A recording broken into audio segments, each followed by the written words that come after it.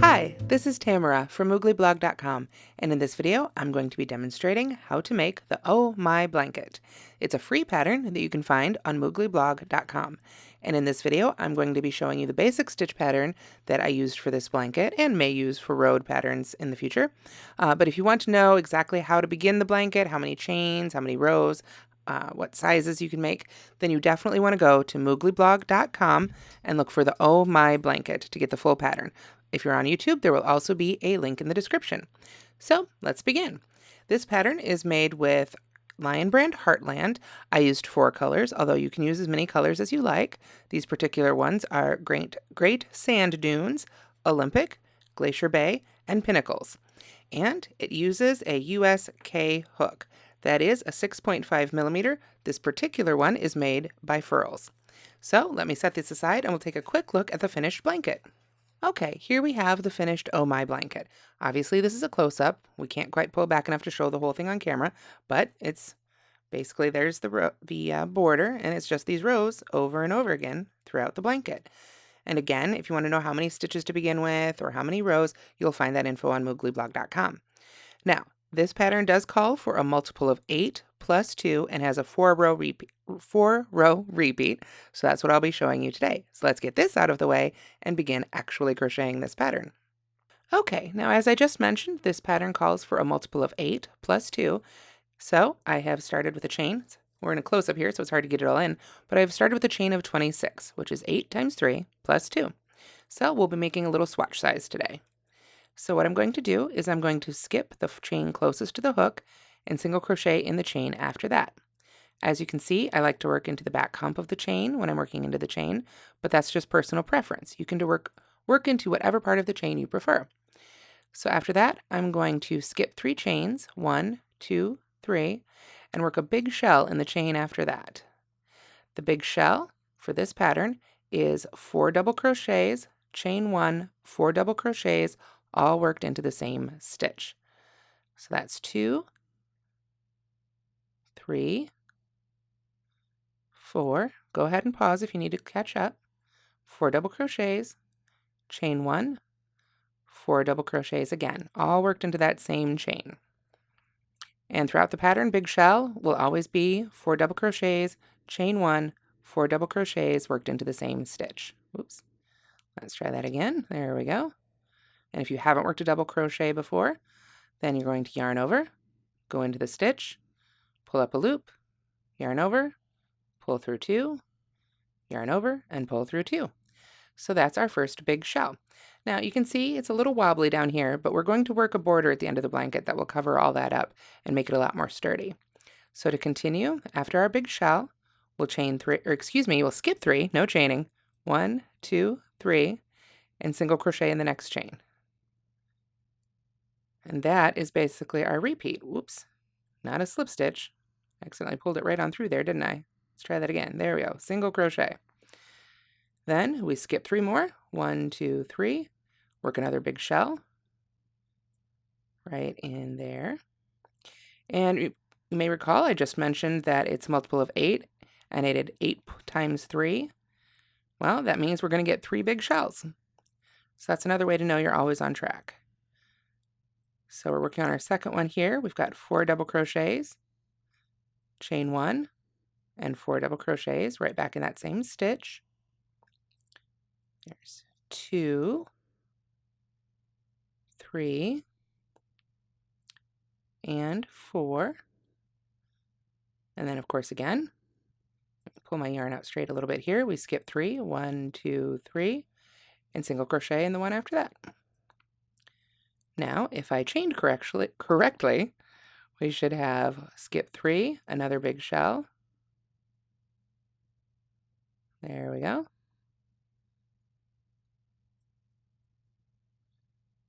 Just making sure I actually chained correctly there for a second before I keep going, but I did. So big shell here, 4 double crochets, chain 1, 4 double crochets, right back in that same stitch there. 1, 2, 3, I just put lotion on my hands so they wouldn't be all dry for the video, and now they're a little slippery. Sorry about that. There we go, 4. Okay, so that's our last big shawl, because remember, we're just going to have 3.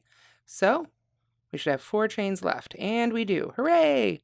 So we go 1, 2, 3, skip those, and put our single crochet right in the last chain there. There we are. And that is the end of row 1.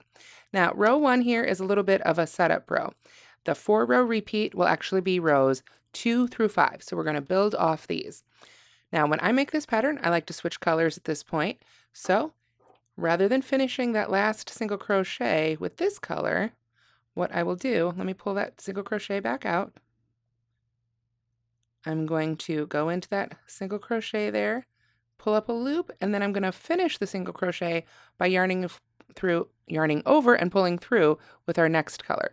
So let me pull that one up here. And that one is the Olympic colorway. So I'll pull up some yarn here. And we'll get started on row 2. Now, like I said, at the end of row 1, I will yarn over, and I want to leave a good tail here because I don't want it to pull out as I'm working. So I'll yarn over with that and pull that through there. And that finishes the stitch with our new color, and we're ready to begin with the second color. If you get nervous about this pulling out as you work, you can always work a very simple little knot, not a double knot. You'd want to do a single knot with these 2 yarns together just to hold it in place, because you'll want to take that out later as you continue your crocheting. But for now, we're going to go ahead and begin by chaining 3 and turning, or turning and chaining 3, however you prefer to do it. And that chain 3 right there, let me pull these a little tighter. There we go. That chain 3 is going to count as our first double crochet of the row. So then I'm going to double crochet in the first stitch here. So it counts as 2 double crochets total, right there, 1, 2. And then after that, I will chain 5, 1, 2, 3, 4, and 5. And as you may have noticed, I like to, well, for lack of a better term, we'll use a baseball term. I like to choke up on my chains as I go. This helps me keep the chains really even, so it might work for you too if you have trouble with that. So after I've chained 5, I'm going to skip that whole big shell, and I'm going to work a V-stitch in the single crochet. Now, a V-stitch is a double crochet, chain 1, double crochet. That's how I'm using it in this pattern. Now, for different patterns, if you see the term V-stitch, you'll always want to check the special stitches section because it can be different things in different patterns. But this is a pretty standard version. Double crochet, chain 1, double crochet, all worked into that single crochet. And then we're beginning our repeat. We chain 5 again. 1, 2, 3, 4, 5. Yarn over, skip that whole next shell, come over to the single crochet in between the shells, and work our V-stitch there. So you'll have as many V-stitches as you have single crochets between the shells, plus you've got those 2 double crochets at this end, and of course we're going to end with 2 double crochets on this end to keep it even. So not quite a V-stitch, there's no chain 1 in between, but you always want to chain 5 to go over those big shells. Let's see, 1, 2, 3, 4, 5. Skip that last big shell, and we'll work 2 double crochets at the end of row 2, and that's how we end that row. So, whoops, there's 1, and there's 2. Now, like I said, I like to change colors, but I'm not going to change colors yet. I'm going to come back the other direction with this color so that I get a row of big shells in this dark blue. So, to do that, first I start by chaining 4, 1, 2, 3, 4. So I guess you could say in a way it's really changing colors every 2 rows. It feels like 1 row because their rows of big shells are what you see, but really it's every 2 rows. Except for that first row, that's just a setup row. So that chain 4 we just did is going to count as a double crochet and a chain 1. 1, 2, 3, that's our double crochet, 4 for chain 1. Then we are going to work 4 double crochets in that first stitch. The last stitch we made of the previous row is the first stitch for this round, so 4 double crochets all worked right in that space. And this is sort of like a half big shell. If you think about it, our big shells are 4 double crochet, chain 1, 4 double crochet. This one's just going to be 1 double crochet, chain 1, 4 double crochet. And that gives us a sort of half shell that gives us our nice straight sides. It might stick out a little bit at this point, but it'll straighten up as you continue with the pattern too. So there's our first half shell. And then from here, what we're going to do is come over to the chain 1 space of the big shell, insert our hook there, go around or under that chain 5 because we want to enclose it in this stitch, and work a single crochet. And pull it so that the chain 5 is nice and snug on top of or behind the big shell, and work our single crochet. And that, you can see, is how these start fitting together. So let's move to the next one. We are going to work a big shell in the chain 1 space of the V-stitch. So the big shell again is 4 double crochets, chain 1, 4 double crochets. So there's 2, 3, 4. And I'm going through those a little bit quickly, I know, because you probably know how to make double crochets if you're going to try this blanket. So if you need to pause to catch up, that's always fine. Let's see, there's 3 and 4. Okay, so there's our next big shell, all worked in that chain 1 space. And yeah, it pushes it apart a little bit, but that's okay. It's part of the pattern. So from there, we're ready to do another one of those enclosing stitches. Go into the chain 1 space of the next big shell. It's actually 2 rows below. Go under, make sure you're not leaving it out. You don't want this hanging off the back of your blanket. So make sure you get that on top of your hook too. And then yarn over, like so. And that will enclose that chain 5 in the stitch and make your single crochet. So you can see it's starting to come together already. Let's do our last repeat for this row. We do 5 double crochets, or excuse me, we don't do 5 double crochets. We do a big shell in the chain 1 space of the next V-stitch. So there's, how many did I end up doing here? 1, 2, 3, 4, chain 1, then 4 more. And because we're working these in between the shells of the setup row, of course, we will only have 2 big shells, but then we'll have those half shells on the sides. So after our big shell, once again, into the chain 1 space, single crochet, enclosing that chain 5, and then in the top of the chain 3, remember we had a chain 3 that counted as a double crochet right here? So we want to go into the top of that chain 3 and treat it just as a double crochet and work our last half shell. So since this one's facing the other direction, we're going to do 4 double crochets. 1, 2, 3, 4, and a chain 1 and 1 more double crochet after that. Now, I'm not going to quite finish that because this is where I want to add my third color. Or if you're only using 2 colors, this is where you'd switch back to the first color. So if I lay it out, you can see we're starting to establish our pattern here.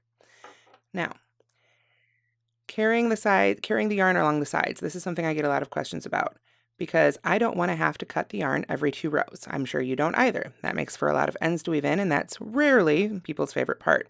So what I would do is before I even make this last double crochet, I would yarn over, go into the stitch just as before, and then what I would do, I'm not so worried about this first end of the blue, that's going to get woven in, but I want to keep the working end of the tan color here available for later.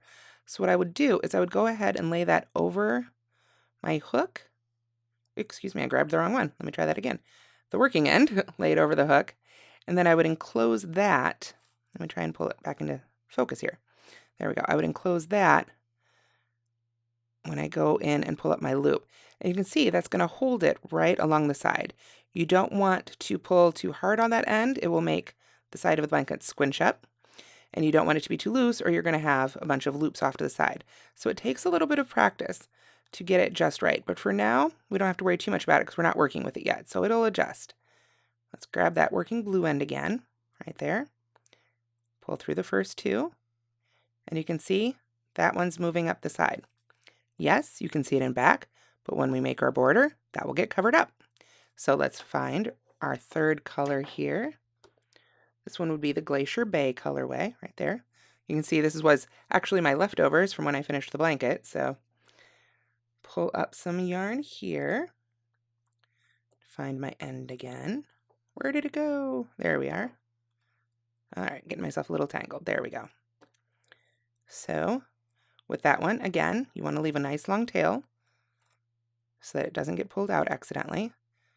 Yarn over with it, just put it right over the end of your hook there and pull it through, and you're ready to start crocheting with that one. Sometimes too it can help to keep it a little secured if you actually oddly flip the end over the working yarn before you start chaining, and that can help trap that end a little bit too. So what we're beginning here is actually row 4 of the pattern. It's the third row of our 4-row repeat. I'm going to pull that down tight again so it isn't terribly loose, and I'm going to start with just a chain 1. So turning to work back the other way, I'm going to make a single crochet in the first stitch. So that's right there. Remember, we had a chain 1, double crochet. So we want to go in there and make our single crochet, like so. And like I say, if these start pulling up, just pull down on those working ends a little bit. That'll tighten things up. And we don't have to worry about those till we come back to this side. Now from here, we are going to do a chain 2 because we only have half of a shell to skip over. So we chain 2, and then we go back to that single crochet in between the big shells and we make our next V-stitch. You don't have to worry about trying to enclose the chain 1, or excuse me, the chain 5 that's enclosed in that single crochet. Just go ahead and go under the top 2 loops of that single crochet right there. You can see the chain 5 under it there, right there, but we want to go just under those top 2 loops. So we work our V-stitch, which is again just a double crochet, chain 1, double crochet, like so, and then it's back to basically the same thing as before. Chain 5, skip the big shell, V-stitch. Chain 5, skip the big shell, V-stitch.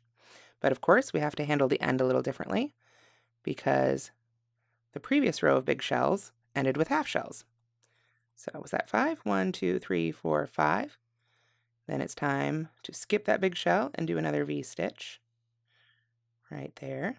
If you do happen to catch that chain 5 that you enclosed previously and you don't notice it till later, it really doesn't make a big difference. I think I probably did it a couple times while I was making the blanket. You don't have to frog it out. You're not going to be able to visually tell. So 1, 2, 3, 4, 5 chains. Time for that V-stitch in the next single crochet. These V-stitch rows, let me try that again. These V-stitch rows do go quite quickly. Easier done than said. So we're back down to the end. So we're going to chain 2. And then we're going to single crochet in the third chain. Remember, we had 4 chains. Double crochet in a chain 1 is how they counted. So we want to find the third one, since that acts as the top of our double crochet, and make our single crochet right there. And then it's time to turn back the other way and make another row of big shells. So to do that, this one is going to be an awful lot like our setup row, in that we'll have 3 big shells again, but of course we'll be working into the stitches rather than the chains. So after chaining 1, we work a single crochet in the first stitch. I'm going to yarn over because I know next is a big shell in that chain 1 space. The big shell, one more time, is 4 double crochets followed by a chain 1 and 4 more double crochets. So that's 4, chain 1, and 4 more, all in that chain 1 space. So that's 2, 3, and 4. There we are. And then we go to that next chain 1 space of that previous big shell, put our hook in there. Make sure again you go under that chain 5. That's something you definitely don't want to miss. Yarn over, pull it up and single crochet, and then another big shell in the next chain 1 of the next V-stitch. Not the next big shell. You never work a big shell directly into a big shell. You always work the big shells into the V-stitches. So that's 4, chain 1, and then 4 more. 1, 2, 3, and 4. Then come over to our next big shell, insert in the chain 1 space, make sure you've got the chain 5 enclosed, pull up your loop, yarn over, and pull through to finish the single crochet, and we've got one more V-stitch, so one more big shell. Now, as you noticed before, there are 3 big shells in the first row, so in this repeat there will be 3 big shells here. And they just go back and forth like that. The rows with 1 fewer big shell will always have 2 big shells on the ends. Well, 1 on each end. So there's 3 and 4. There we are, our last big shell here. See, it's come together pretty well. So we finish this one with a single crochet in that last single crochet there. Now, once again, we want to make sure to pull our unused colors up along the side until we're ready to use them again. So now, and this is where I have to kind of sort through. These are both short ends, so I put those out to the side. I'm going to pull this one down because this is another short end. I don't care about that one. But I need the blue and the tan to come up and be ready for when they're ready. So I'll put those over my hook, grab the working end of our blue yarn. Let me pull that around, pulling it from the wrong side. There we go. And that's the only one I want to work with. I just want to trap. Let me pull that, sorry, back to the middle here. I just want to trap those along the side. So just by pulling that medium blue on through, we've trapped, if you can see, those colors I pulled up along the side, and they'll be ready to use later. And if you feel like you've pulled those a little too tight, see like this, and it's starting to bunch, just go ahead and pull them out. There you go. And sometimes I'll even give them a little tug and pull them a little too tight and give then a tug back the other way so that they're long enough without being too long so that they create loops along the side. And then again, when you work the border, you can cover all that right up. So at this point in the original pattern, I would go ahead and change colors again to our palest blue right here. This one was the Pinnacles colorway. And I would do that the same way by yarning over and pulling through with this new color. And then after that set of 2 rows, we'd do another row of V-stitches and then big shells back. It would be time to go ahead and start using this one again. So you can see, you just kind of trade as you go up the sides. But we've made our 4-row repeat. 2 rows in the dark blue and 2 rows in the medium blue give us our 4-row repeat. So the next 2 rows would be just like the dark blue, and then the next 2 rows would be just like the medium blue. So no matter how many colors you're using, that's going to be the 4 rows you go back and forth on. It's just a matter of how many colors you want to change out. If you're using more than 4 colors, you may not want to carry them along the side. At that point, it's going to get quite thick because you're going to be enclosing more and more strands every time you do that. I feel like up to 3 is about a good number. Like I say, beyond that, it does start to get a little obvious. Let me show you just really quickly about the border. When I pull up this one, we'll pretend it's a 3-color blanket. So I'll go ahead and go back to the tan. And I'll pull that one up to finish. Now, there is a finish row that you would do across the top that is in the instructions. It's just another V-stitch row, and then you work into the V-stitch with single crochets. So with the written pattern, I don't think I need to show you that part. Again, go to the written pattern. But for the border, I just want to show you how well this works to cover these up. This isn't really going to be a great border. It's not finished blanket. But if I work, let me pull these loose ones out of the way, and I'm just going to cover up the ones we pulled up along the side here. And if I just go around all of those from the side here, like so, and come down here, and I'll just go ahead and work right around the whole stitch. I know a lot of times it works better to go into the stitch, and if you prefer it that way, you can do it. But for this blanket, I wanted to go ahead and make a little bit chunkier border, so I just went ahead and went around the whole stitch here. I find on average it works well to work 2 single crochets around a double crochet when making a border, but you may need to adjust that for your own tension. So we've got 2 there. I know this is another row of double crochet, or chain 3, as the case may be. So I'll go in wherever it makes sense. I just try to be consistent as I work. And as I get to the end there, I would work 1 more because this is a single crochet row, so I'll just put 1 there. And you can see from the front, you can't tell at all that I was carrying those stitches along. And from the back, it's really not that noticeable either. In fact, let's go ahead and pull the finished blanket back up. So you can see here, this is the border on the finished blanket. It's just a simple row of single crochets followed by a little more decorative row that gives it a little more finished edge. The final round of the border is basically single crochet and double crochet in a stitch, skip a stitch, single crochet and double crochet in the next. Just gives it a little bit of texture along the edge. So this is actually the side of the finished blanket that I carried my unused yarns along. You can see this is the front. It looks fantastic. Let me flip it over. And this is how it looks from behind. If you look very closely, you can see I'm carrying the blue along here, but I really don't feel that this is that noticeable at all, especially for those who don't crochet. And honestly, once it's finished, I think it blends in quite well. Makes it look pretty nice. And this is the wrong side of the blanket anyway. From the front, you can't see it at all. So I think it works pretty well. And that is how you make the Oh My blanket using a K-hook and Lion Brand Heartland. So I hope this video helped you out if you'd like to make the Oh My blanket. If you liked it, please do give us a like and subscribe to our channel. Thank you so much for watching.